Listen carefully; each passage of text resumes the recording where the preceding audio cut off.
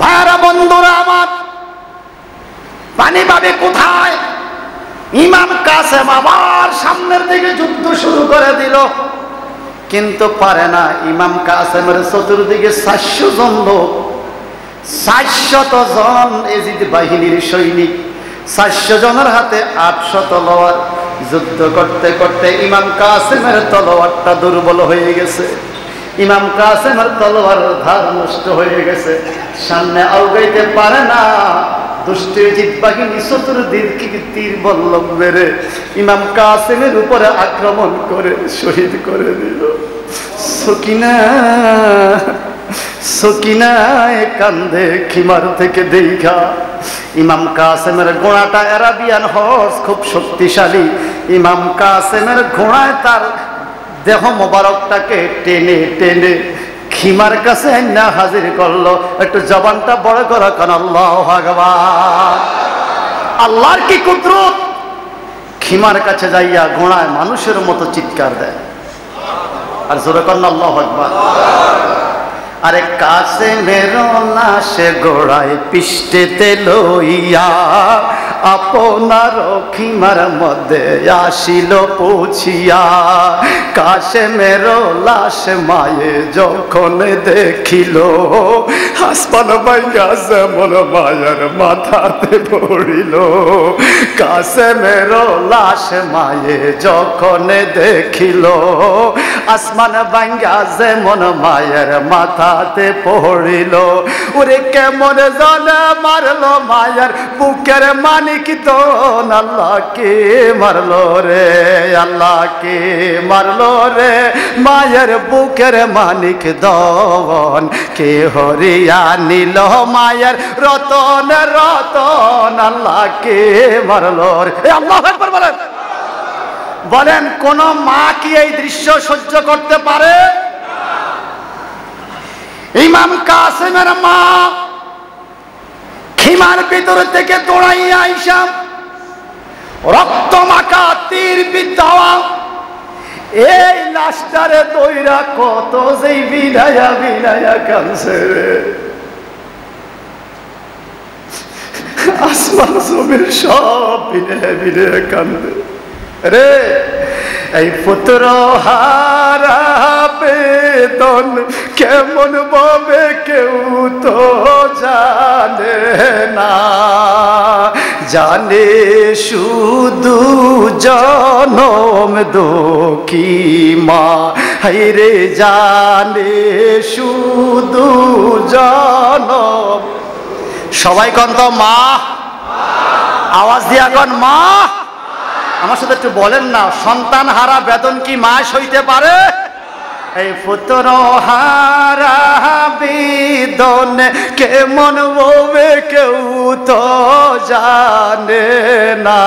বলেন, পুত্র হারা বেদন কেমন ভাবে কেউ তো জানে না, জানে শুধু জনম দুঃখী মা। হায় হায় জানে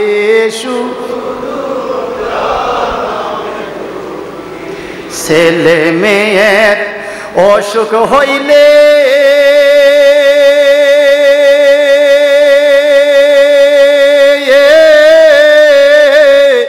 মা জননী ঘুমায় না রে। কে কে মা হারিয়েছেন হাত তোলেন, কে কে মা হারিয়েছেন হাত তোলেন। সবাই জবান খুলে কন্যা মা। ছেলে মেয়ে অসুখ হইলে মা জননী ঘুমায় না রে। আমায় তুমি লইয়া যাইও আমার সন্তান নিও না। হায় হায় আমায় তুমি লইয়া যাইও আমার সন্তান নিও না, জানে শুধু জনম দুঃখী মা। হায়রে জানে শুধু হিরে পুত্র হারা বেদন কেমন ভাবে কেউ তো জানে না। বলেন পুত্র হারা বেদন কেমন ভাবে কেউ তো জানে না। জানে শুধু জানম দুঃখী মায়েরে, জানে শুধু জানম ভালো কিছু রান্না হইলে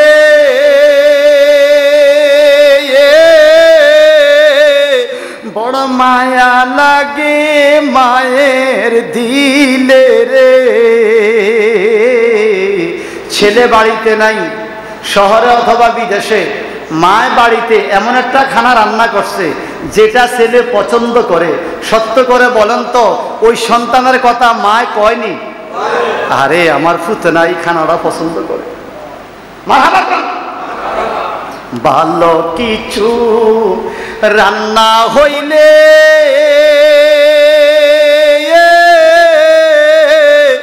বড় মায়া লাগে মায়ের দিলে রে। কোথায় রইলা বাছা দনু একটু খাইতে পারলা না।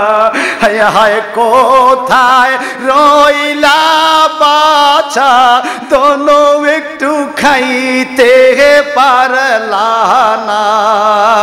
জানে শুধু জানম দুঃখী মা, বলেন জানে শুধু জানম পুত্র হারা বেদন কেমন ভাবে কেউ তো জানে না।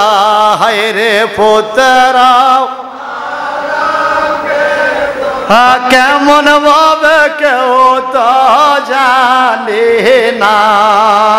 জানে শুধু জানম মায়ের দিকে একবার চাইলে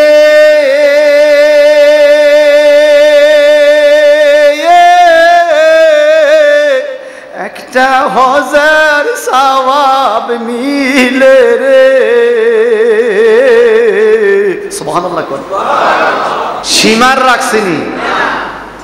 আরে মির্জাফর মানুষটা তো খারাপ ছিল না, মির্জাফর নাম ভালো, কিন্তু বাংলার নবাব সিরাজউদ্দৌলার সাথে মুনাফিকি বেঈমানি করে ব্রিটিশদের সাথে আতাত রাইকা সিরাজউদ্দৌলার সাথে বেঈমানি করার কারণে এখন মির্জাফর একটা গালি হয়ে গেছে মানুষের প্রতি, একটা মির্জাফর। এই কথা ঠিক কিনা বলেন? যদি বাংলার মির্জাফর সিরাজউদ্দৌলার সাথে বেঈমানি করে গালিতে পরিণত হতে পারে, কোটি কোটি সিরাজউদ্দৌলা কিয়ামতের ময়দানে যে ইমামে হুসাইনের পিছনে হাঁটবে একটু সুপারিশের জন্য, সে হুসাইনের বিরুদ্ধে যে ইয়াজিদ কটূক্তি করেছে, হুসাইনের বিরুদ্ধে ছুরি চালাইছে, সেই ইয়াজিদের নামটা কি ভালো? আমাদের দেশে কিছু কিছু যুবক বলে কি দরকার, সেও তো নামাজ পড়ছে, কি দরকার? নাউজুবিল্লাহ। আমরা কি হুসাইনি না এজিদি? যারা হুসাইনি হাত তোলেন। নারায়ে তাকবীর, নারায়ে রিসালাত। আহলুস সুন্নাত ওয়াল জামাত, আহলুস সুন্নাত ওয়াল জামাত। ইমাম রব্বানী দরবার শরীফ, ইমাম রব্বানী দরবার শরীফ। বায়াতে রাসূল, বায়াতে খুদা। এটা মোহাম্মদে আল্লাহুম্মা। তুলে দাও, তুলে দাও।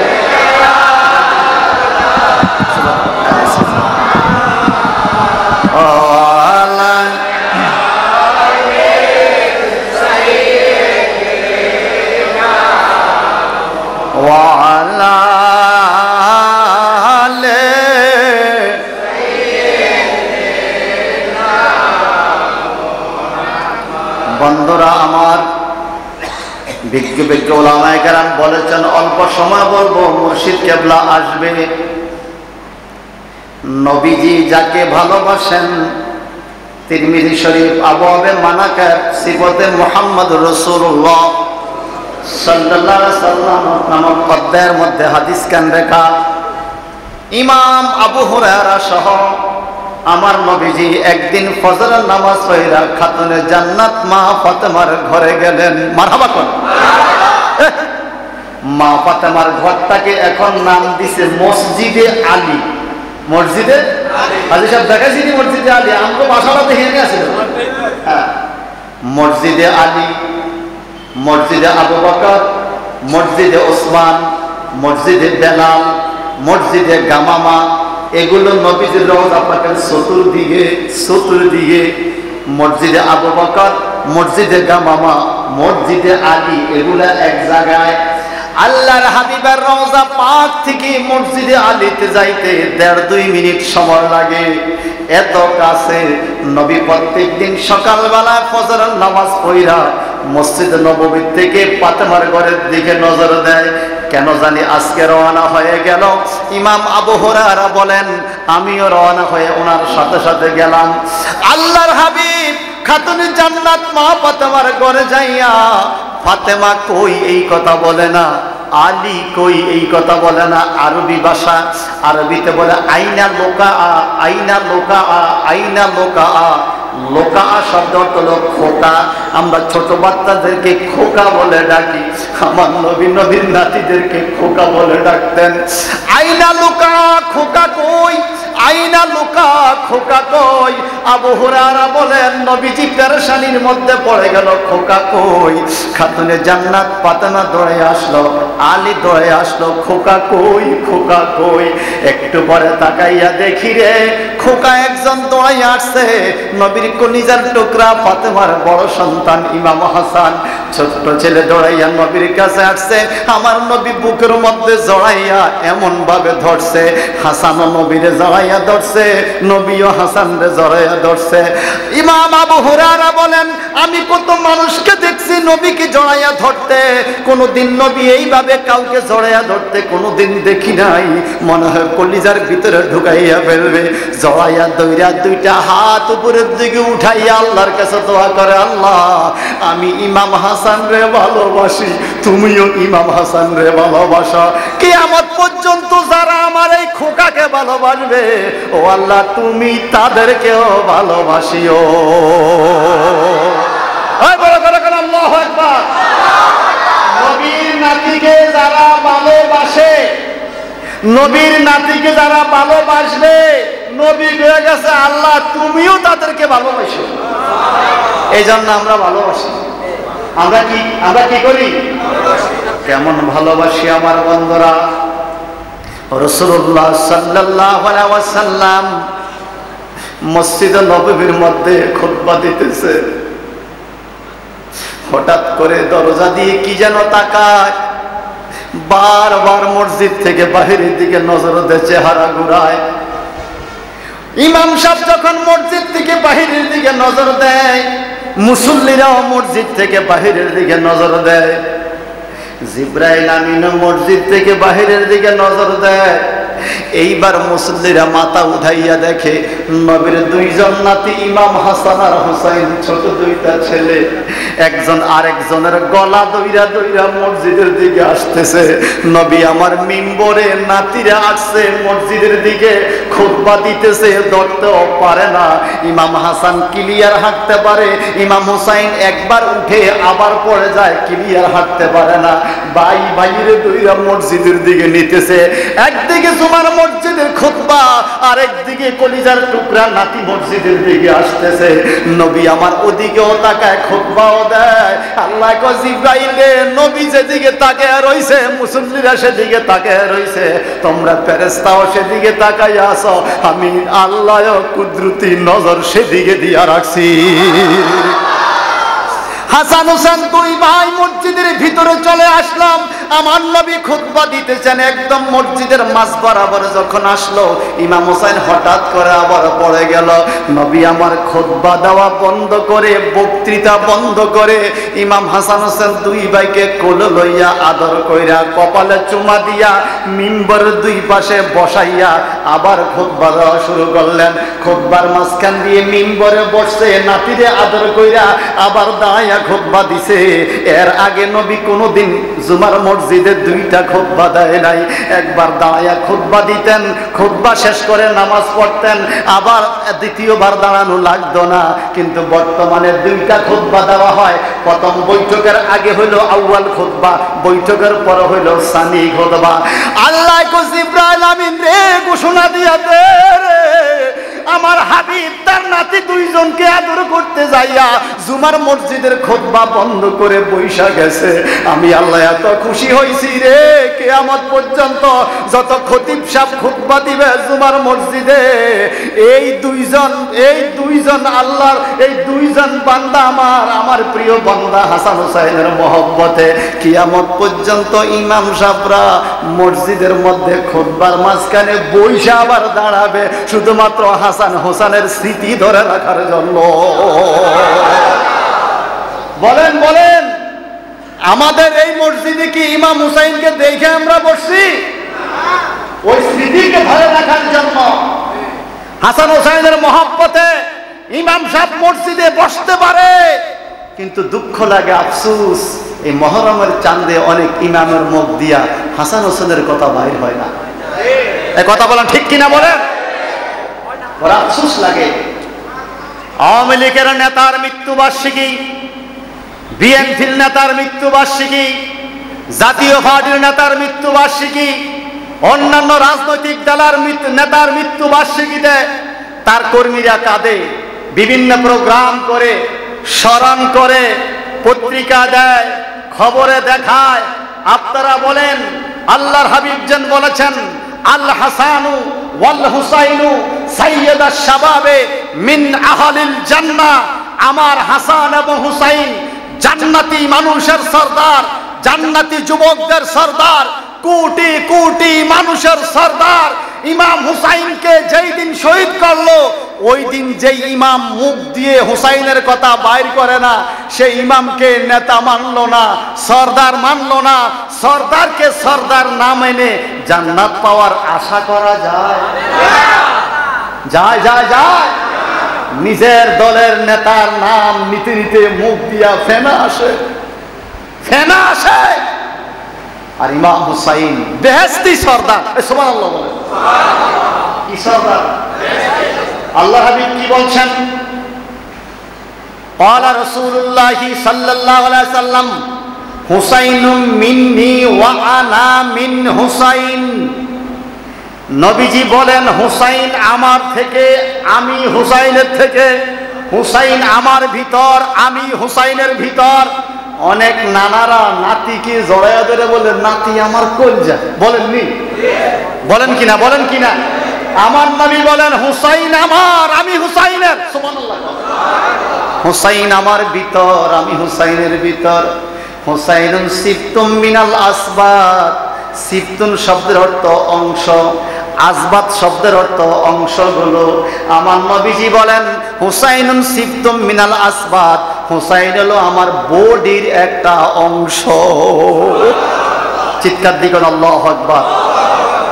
এই হুসাইনকে যারা শহীদ করেছে, এরা কি ভালো মানুষ? এদেরকে ভালো বলা যায়? যারা এদের পক্ষে, এরাও ভালো মানুষ না। এরাও, আমি বলবো যারা হুসাইনের পক্ষে, এজিদের বিপক্ষে, এরা ভালো মানুষ। আর যারা এজিদের পক্ষে, আমি বলবো আপনার দোস্তের কবরটা একটু জিয়ারত করে আসেন। কি করেন, খুঁজে পাইব? কিন্তু আপনার ভালো মানুষ তো, এজিদ ভালো মানুষ। আপনি কইছেন 100 রাকাত নামাজ পড়ছে, আল্লাহর রাস্তায় আপনার দোস্তের কবরটা জিয়ারত করে আসেন। সারা দুনিয়া খুঁজলে কবরের তালাশ পাইব? পাবে, পাবে।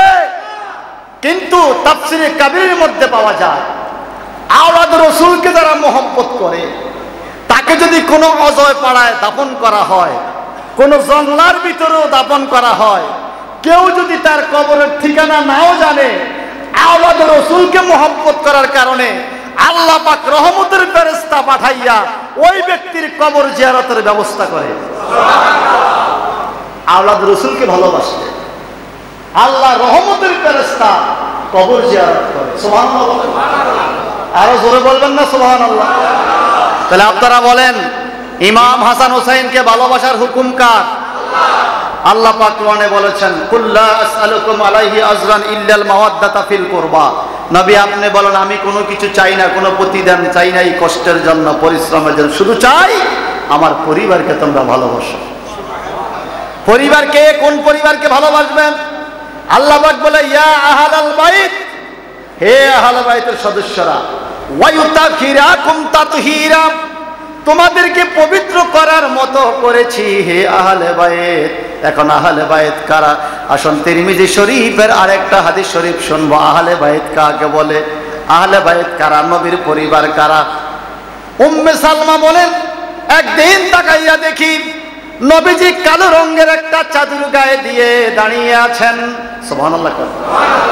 আম্মা আয়েশা সিদ্দিকা বলেন, আমিও দেখলাম নবী কালো রঙের চাদর গায়ে দিয়ে দাঁড়িয়ে আছেন। নবীজি কালো রঙের চাদর গায়ে, একটু পরে দেখলো আলী আসতেছে, নবী ডাকলেন, আইনা আলী, তাল। সুবহানাল্লাহ।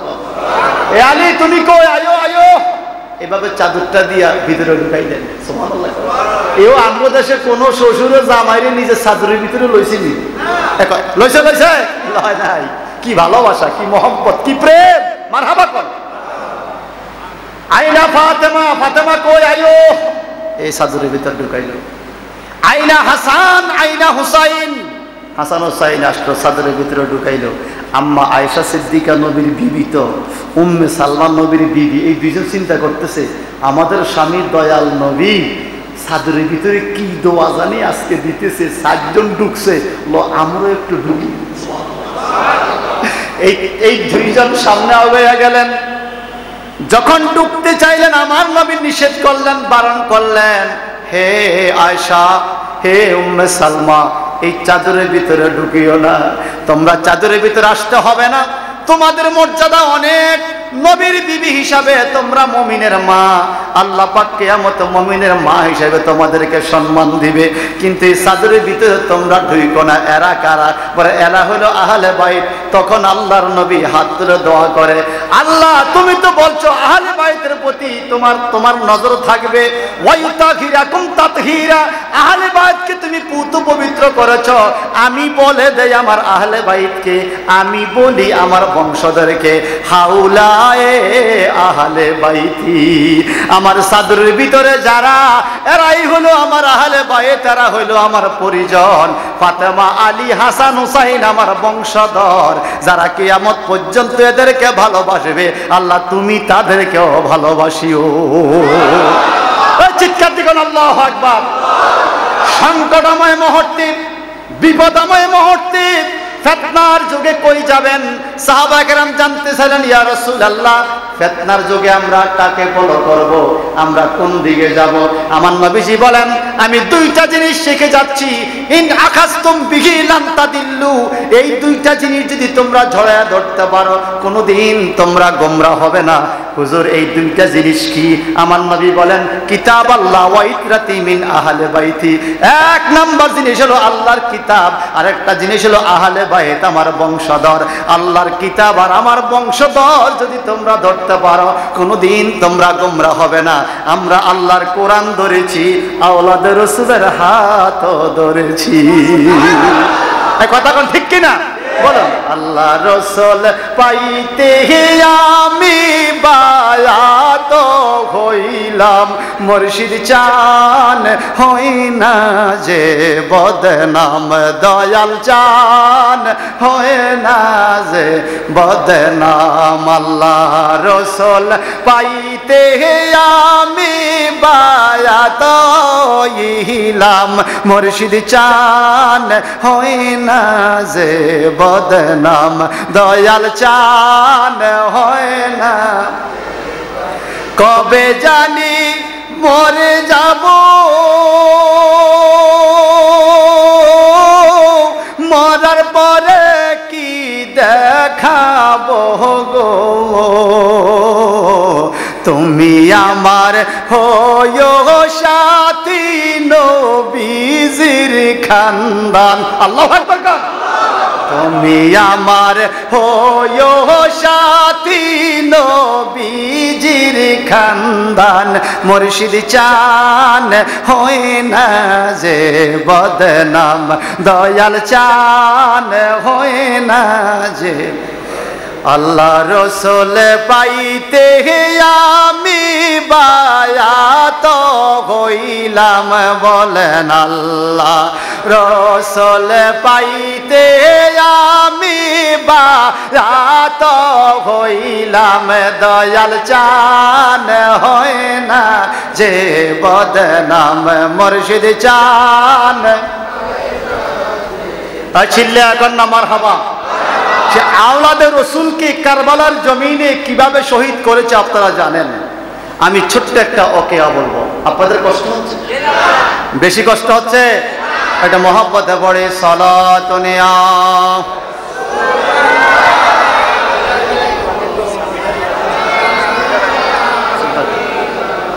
আলাইকুম সালাতুনিয়া।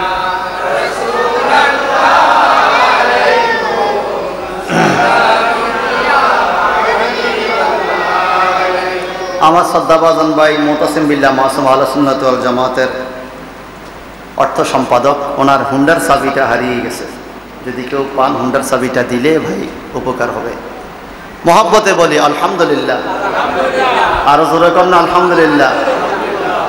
কারবালার জমিনে সবার পরে কে শহীদ হয়েছে আপনারা জানেন? সবার পরে আহা আহা টার্গেট ছিল হুসাইনকে হত্যা করা, টার্গেট ছিল ইমাম হুসাইনকে জবাই করা, পারে নাই। ভাতিজা আয়েশা বলে আমি জীবন দিব তবু চাচাকে মরতে দেব না। আরো 5 জন ভাই আয়েশা বলে আমরা নিজে জীবন দেব, নিজের ভাই হুসাইনকে মরতে দেব না। এমনকি জয়নব দৌড়াইয়া আয়েশা কয় আমার 2টা ছেলে, ছোট্ট 2টা শিশু দিয়া দিব, তবু আমার ভাইকে জীবন দিতে দিব না, কারণ আমরা দেখছি রে আমার নবী হুসাইন রে কত ভালোবাসছে। 10 জন জীবন দিয়ে দিলেন হুসাইনের পক্ষে, হুসাইনকে কিছু করতে দিলেন না। 20 জন দিলেন, 30 জন দিলেন, 40 জন দিলেন, 70 জন জীবন দিলেন, 71 জন জীবন দিয়ে 72 নম্বর ইমাম হুসাইন সর্বশেষ ইমাম হুসাইন শাহাদাত বরণ করেছে। 71 জন জীবন দিয়েছে হুসাইনের জন্য, নিজের জীবন দিয়ে দিয়েছে, তবু আওলাদে রাসূলকে জিন্দা রাখার চেষ্টা করেছে। একটু জবানটা বড় করে কান আল্লাহু আকবার। কেউ পালায় নাই, কেউ তলোয়ারের ধরে চলে যায় নাই, নিজের জীবন তলোয়ারের সামনে দিয়েছে, তবু হুসাইনকে রক্ষার চেষ্টা করছে। ভাই সাহেব বন্ধুরা আমার, কিন্তু তকদির যা তাই তো হবে। কথা বলেন ঠিক কি না? তকদির যা তাই হবে। আল্লাহর নবী নিজে ওয়াজ করেছেন। আবু হুরায়রা থেকে হাদিস, লা ইয়াতামান্না আহাদুকুমুল মাউত, তোমাদের কেউ যেন মৃত্যু কামনা না করে, তোমরা কেউ মৃত্যু কামনা করিও না। আল্লাহ আমার লইয়া যাও দুনিয়ার থেকে, আমি মরে যাইতে চাই, এই কথা বলা কবিরা গুনাহ। কি গুনাহ? আমরা অনেকে বলি না, এগুলা বলবেন না, কেউ মৃত্যু কামনা করতে পারবেন না।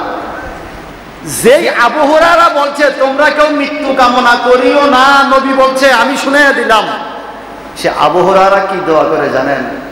আল্লাহুম্মা ইন্নী আউযু বিকা মিন রাসিস সিত্তিন, ও আল্লাহ 60 হিজরির আগে তুমি আমার মরণ দাও, 60 হিজরির আগে তুমি আমার দুনিয়া থেকে নিয়ে যাও। বলে কেন কেন আপনি এই দোয়া করেন?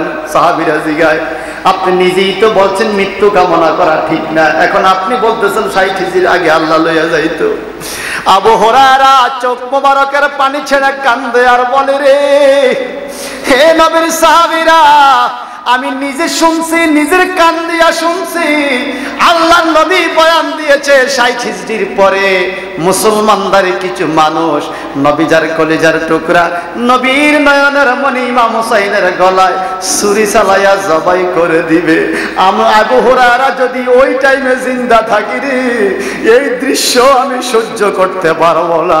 এই জন্য আমি আবু হুরায়রা বললাম, আল্লাহুম্মা ইন্নী আউযু বিকা মিন রাসিস সিত্তিন, আল্লাহ তুমি 60 হিজরির আগে আমারে মরণ দাও। আল্লাহর কি হুকুম, 59 হিজরিতে আবু হুরায়রা ইন্তেকাল হয়ে গেল, যাকে জান্নাতুল বাকি মদিনা শরীফের বেহেশতের মধ্যে দাফন করা হয়েছে। উনি সহ্য করতে পারবে না, এই জন্য আগেই মৃত্যু কামনা করেছে। কেমন দৃশ্য ভাইজান আমার। আর মাত্র 3 জন যুবক বাকি, একজন হযরত আব্বাস, আরেকজন ইমাম কাসেম, আরেকজন ইমাম কাসেমের পরে ইমাম হুসাইন। চতুর্দিকে তলোয়ার। উম্মে সালমা ওনার কিতাবের মধ্যে লেখে, নবীজির বিবি বলতেছে, সুবহানাল্লাহ, নবীজির বিবি উম্মে সালমা বলেন, চতুর্দিকে তলোয়ার, ইমাম হোসেনের চতুর্দিকে তলোয়ার, পিপাসার্থ, তৃষ্ণার্থ, ক্ষুধার্থ। আমরা মহিলারা খিমার থেকে কত কান্দা কাঁদছি, চতুর্দিকে লাশ আর লাশ, চতুর্দিকে পানি, রক্ত আর রক্ত। আমরা কোন দিকে যাব, মহিলারা কিছু করতেও পারতেছি না। আমাদের শিশুগুলো কান্দে খানার অভাবে, আমরা নিজেরা ক্ষুধার্ত, পিপাসার্থ, চলতে পারি না। ইমাম হুসাইনের চতুর্দিকে 22,000 সৈন্যের তলোয়ার, চতুর্দিকে চকচকা তলোয়ার। ইমাম হুসাইন তলোয়ারটা বের করে সামনের দিকে রওনা হয়েছে। এমন সময় ওবায়দুল্লাহ ইবনে জিয়াদ আয়েশা প্রস্তাব দেয়, হুসাইন সব শেষ, আর মাত্র 3 জন যুবক বাকি, যদি আপনি জানে বাঁচতে চান, একটা প্রস্তাব দিছে এজিদে। বলে কি প্রস্তাব? বলে আপনাকে এজিদ বলছে, এজিদের হাতে আপনি বয়াত গ্রহণ করেন। যদি আপনি এজিদকে বাদশা মানেন, বয়াত গ্রহণ করেন, এজিদ আপনাকে ছেড়ে দেবে। আমরা আপনাকে সহি সালামতে মক্কা শরীফে পৌঁছায়া দিব। মক্কার কাবা শরীফের পাশে রাজপ্রাসাদ বানাইয়া দিবে এজিদে। আপনি শুধু আনন্দে ইবাদত করবেন, ইমামতি করবেন, নামাজ পড়বেন, আপনি ইবাদত করে করে দুনিয়া থেকে যাবেন। এজিদ আপনাকে এই প্রস্তাব দিছে, আপনি কোনটা চান? কাবা ঘরের পাশে আরামে ইবাদত করতে চান নাকি বয়াত না হতে চান? ইমাম হুসাইন বলে, এটা তো শরীয়ত শিক্ষা দেয় নাই রে। দুনিয়ার আরাম আয়েশের জন্য আমি দয়াল নবীর বয়াত রাসূলের পতাকা একজন লম্পট মদখোর জিনাখোর এজিদের হাতে দিতে চাই না। তার কারণ Yazid was cruel, ready, hearted, in vindictive, in nature. Yazid ছিল সুদখোর, ঘুষখোর, নেশাখোর, নারীখোর, মদখোর, জিনাখোর।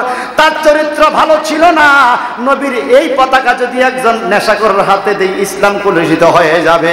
আমি জীবন দিয়া হইলেও আমার দয়াল নবীর ইসলামের পতাকা রক্ষা করব। আল্লাহু আকবার বলেন।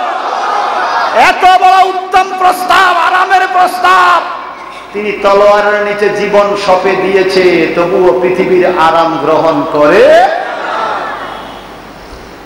ইমাম কাসেম দৌড়ায় আসলো, যুবক। আয়েশা বলে, চাচা যান, চাচা গো, আপনি পিছে যান, আমি সামনে যাই। ইমাম হোসেন ইমাম কাসেম রে বুকের মধ্যে ধরে কা, বাবা তুমি পিছনে যাও, আমি সামনে যাই। কয় না না, আমি সামনে যাব। কয় না রে বাবা, তুমি যদি সামনে যাও, তুমি আগে শহীদ হয়ে যাইবা। আমি এই দৃশ্য সইতে পারবো না, কারণ তোমার সাথে আমার সকিনার এই মাত্র বিয়ে হয়েছে।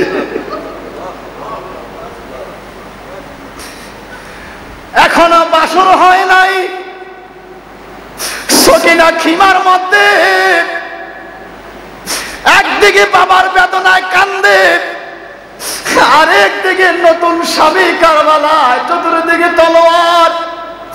এরে বাবা কাসেম, তুমি চলে যাও খিমার ভিতরে, তারা তোমাকে আক্রমণ করবে না। যা হবার আমার সাথে হবে। আমার মেয়েটারে বিধবা বানাইও না, আমার মাইয়াটারে স্বামী হারা বানাইও না।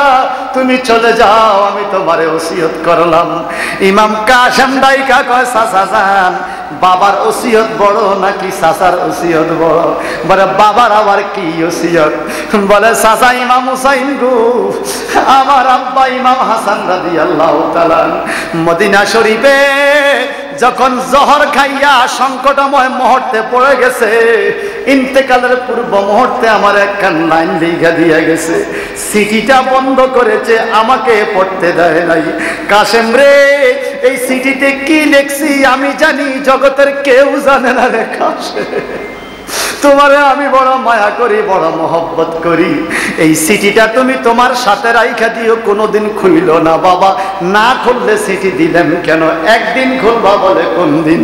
আমার দয়াল নবী বলছে কিছু নামদারি মুনাফিক নাকি আমার ছোট ভাই ইমাম হুসাইন রে পিছের ছুরি দিয়া জবাই করে দিবে রে। যখন হুসাইনের চতুর্দিকে তলোয়ার ঘুরবে রে কাশেম, ওই সময় তুমি চিঠিটা খুলিও। কি করতে হবে? এই চিঠির মধ্যে আমি ইমাম হাসান লিখে দিয়ে গেলাম। এখন তুমি কি চিঠি খুলেছ? চাচা যান, আমি এই মাত্র চিঠিটা খুললাম, খুইলা দেখি আমার বাবা লেখছে, কাশেম রে তুমি আমার একমাত্র সন্তান, আমি তোমারে বড় ভালোবাসি, তোমার জন্য বড় মায়া, কিন্তু আমি তোমার ওসিয়ত করে গেলাম, তোমার শরীরে একটা বিন্দু রক্ত থাকতেও আমার কলিজার টুকরা ভাই ইমাম হুসাইনের গায়ে যেন তলোয়ারের আঘাত থাকতে না পারে। কাশেম রে, আমি বাবা হইয়া তুমি কাশেম রে ওসিয়ত করে গেলাম রে, তো থাকতে যেন আমার ভাই হুসাইনের গায়ে আঘাত না লাগে। চাচা গো, এইবার বলেন আপনার ওসিয়ত বড় নাকি বাবার ওসিয়ত বড়? একটু জবানটা বড় করে কি বলা যাবে? আল্লাহু আকবার। ইমাম কাসেম রাদিয়াল্লাহু তাআলা তরতাজা যুবক, জনব বিবি তাকে রয়েছে, কাসেম ইমাম হুসাইনের সামনে থেকে বিদায় নেয়, বিবি সকিনা খিমাত থেকে তাকে রয়েছে বিদায় নেয়। ইমাম কাসেম চাচা যান বিদায় দেন, সামনে গেলাম। আল্লাহর হাবিবের কলিজার টুকরা নাতি ইমাম হুসাইন ইমাম কাসেমকে কপালে চুমা দিয়া কয় যাও। সামনে যায় অনেকক্ষণ যুদ্ধ করলেন, অনেক জিদ বাহিনীকে কতল করলেন। একটু পরে পীর আইসা কয়, চাচা গো তুমি কি দুর্বল হয়ে পড়ছো নাকি? না চাচা, আমি দুর্বল হই নাই, আমি পিপাসার্থ হইয়া পড়ছি, আজকে 3 দিন 4 দিন একটু পানিও পর্যন্ত খাইতে পারি। চাচা, আমি কাশেমের বাহুর মধ্যে শক্তি আছে গো, কিন্তু আমার বুকটা ফেটে যায়, পানির পিপাসায় আমি আর সামনে আগাইতে পারি না। ইমাম হুসাইন গো, একটা বিন্দু পানি যদি ব্যবস্থা করে দিতে পারেন আমারে, যদি গলাটা একটু ভিজাইতে পারে, খোদার কসম 22,000 সৈনিক আমার হাত থেকে বাঁচতে পারবে না। কারবালার বিচ্ছেদের জ্বালা গো আমরা সইতে পারি না, ঠিক কিনা কন? কারবালার বিচ্ছেদের জ্বালা গো আমরা সইতে পারি, কিন্তু পানি দিবে কোথায় থেকে? পানি কি আছে? সিগাল কুকুরকে পানি দিল, সিগাল কুকুরে পানি খাইল, নবীর বংশধরকে পানি দিল না। সে এজিদ নাকি ভালো মানুষ? আরে বড় করে কেন না, নাউজুবিল্লাহ। এজিদকে কেউ ভালো বলতে পারে? আমাদের পীর সাহেব হুজুর কেবলার আম্মা হুজুর যেদিন ইন্তেকাল করলো, আহা হা হা, কিসি কান্না, মুরিদের কান্না, পীরেরও কান্না। আমি সহ গাজীপুর থেকে মাহফিল করে আসলাম, কাঁঠাল আরো কিছু ফলমূল মুরিদেরা দিছে। দাদু হুজুরের ইন্তেকালের কিছুদিন পরে খানেকার সামনে এগুলো রাইকা হুজুর কেবলায় মন মরা বসে রয়েছে, চোখ দিয়া পানি পড়ে। হুজুর বিষয়টা কি? বলে এতদিন চতুর্দিক থেকে যা কিছু আনতাম মা বাগ করে বাইদের ঘরে দিত, আমার ঘরে দিত, বাইদের ঘরেও দিত, আজকে এগুলো পড়ে রয়েছে, ভাগ করার লোকটা নাই, ভাগ করার মতো অভিভাবকটা নাই। মায়ের দিকে একবার চাইলে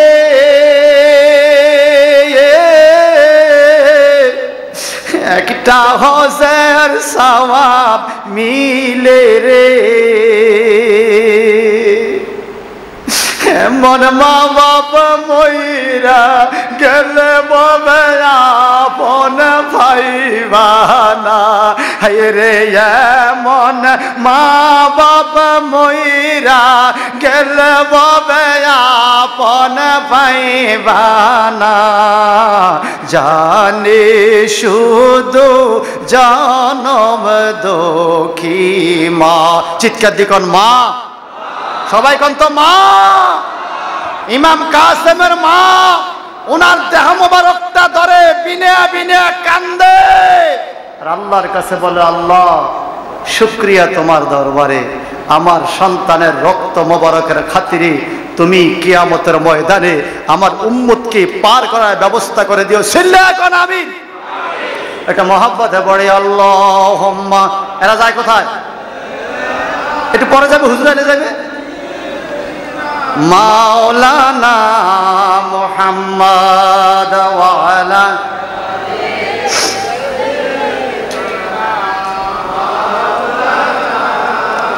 বাবা অল্প কিছুক্ষণের মধ্যে পিসাবুদ্দিকে আমরা চলে আসবে।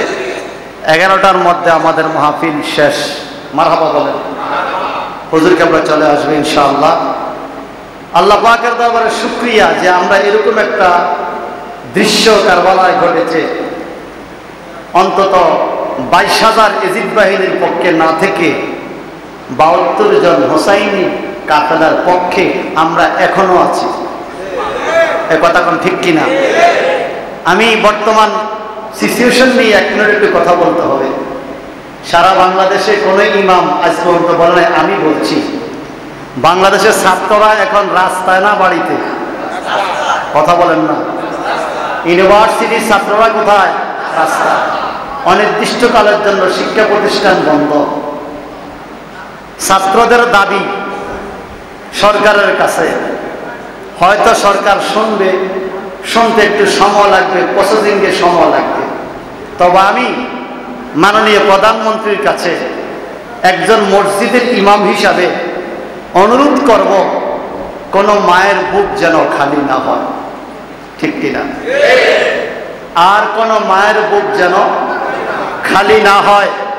52 সালে বাঙালির বুকে গুলি করেছে পাকিস্তানিরা।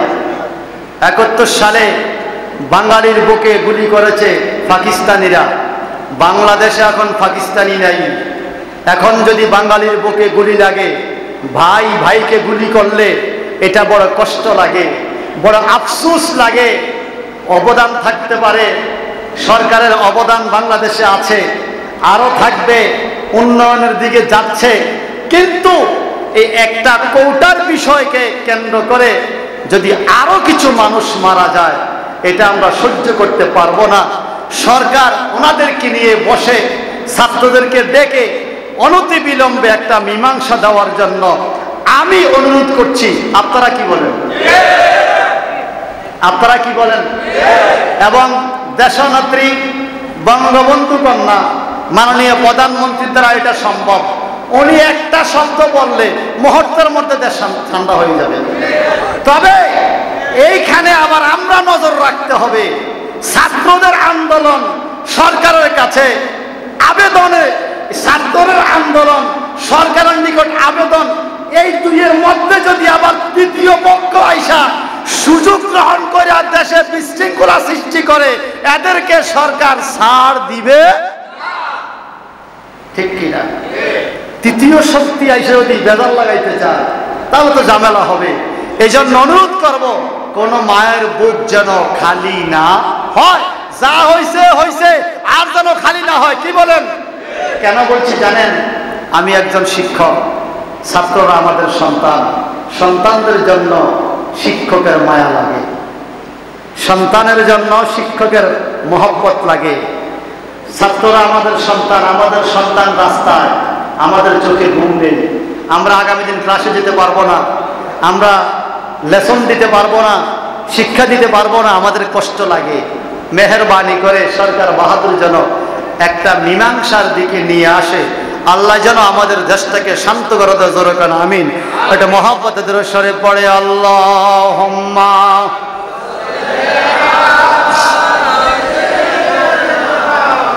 মাওলানা মুহাম্মাদ ওয়া আলা আলি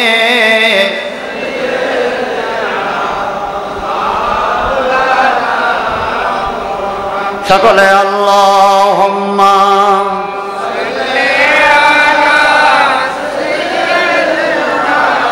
মাওলানা